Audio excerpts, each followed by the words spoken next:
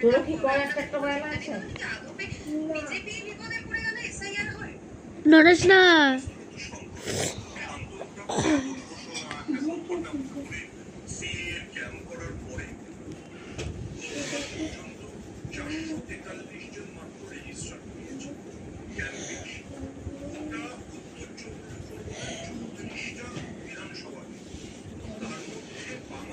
দেখো দেখো লেখার নাম নেই, ওটা হাত দিয়ে তোকে মেরে ফেলবো। তুই ভীষণ অনিষ্ট করতে এসেছিস। ওটা তোল আর লেখ।